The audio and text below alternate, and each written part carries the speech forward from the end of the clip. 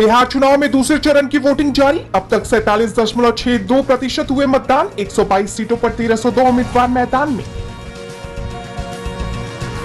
बिहार चुनाव के दूसरे चरण में विपक्ष का बड़ा आरोप। कहा जीविका दीदी मतदाताओं पर बीजेपी के लिए वोट करने का दबाव बना रही। लोकतंत्र की धज्जियां उड़ाने के लगाए आरोप। निर्दलीय सांसद पप्पू यादव का बड़ा बयान। कहा बीजेपी के दफ्तर में बैठकर चुनाव करा रहा है चुनाव आयोग। सुरक्षा कर्मियों पर पक्षपात करने के लगाए आरोप। 7 राज्यों की 8 विधानसभा सीटों के लिए मतदान आज। जम्मू कश्मीर में बडगाम और नगरोटा, राजस्थान में अंतर, झारखंड में घाटशिला, तेलंगाना में जुबली हिल्स में वोटिंग जारी। 14 को आएंगे नतीजे।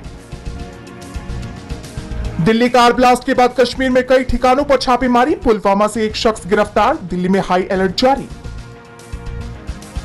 दिल्ली ब्लास्ट पर रक्षा मंत्री राजनाथ सिंह का बड़ा बयान। कहा दोषी बख्शे नहीं जाएंगे। जल्द जारी की जाएगी जांच रिपोर्ट। लाल किला 13 नवंबर तक बंद। महाराष्ट्र में एक साथ आए एनसीपी के दोनों गुट। चांदगढ़ में एक साथ मिलकर लड़ेंगे स्थानीय चुनाव। बीजेपी की बड़ी टेंशन।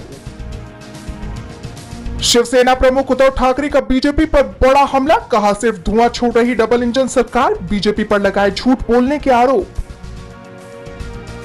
एसआईआर पर सुप्रीम कोर्ट में सुनवाई आज। बिहार एसआईआर के साथ डीएमके और पश्चिम बंगाल कांग्रेस की तरफ से दाखिल याचिकाओं पर भी होगी सुनवाई। सुनवाई पर टिकी है सबकी निगाहें।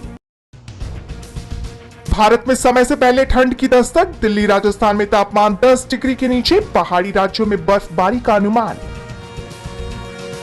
भारत के साथ ट्रेड डील पर अमेरिकी राष्ट्रपति डोनाल्ड ट्रंप का बड़ा बयान। कहा हम एक ऐसे समझौते के करीब है जो सभी के लिए अच्छा है। टैरिफ कम करने का किया जिक्र। रूस के सामने कमजोर पड़ा यूक्रेन। जेलेंस्की ने अमेरिका से मांगी मदद। कहा हमें पैट्रियट डिफेंस सिस्टम की सख्त जरूरत।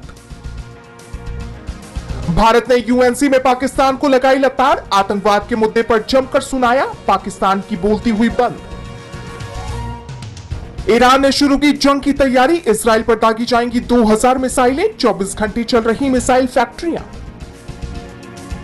आसिम मुनीर ने जारी किया नोटम। एयर डिफेंस हुआ एक्टिव। हाई अलर्ट पर तीनों सेनाएं। बजट 2026 की तैयारी हुई शुरू। वित्त मंत्री निर्मला सीतारमण ने प्रमुख अर्थशास्त्रियों के साथ की बैठक। 1 फरवरी को बजट पेश किए जाने की संभावना। अमेरिकी निवेशक वॉरेन बफेट ने सीईओ पद छोड़ते हुए शेयरधारकों को दिया विदाई संदेश। कहा अब मैं शांत रहूंगा। अब ग्रेग एबल संभालेंगे कंपनी की कमान।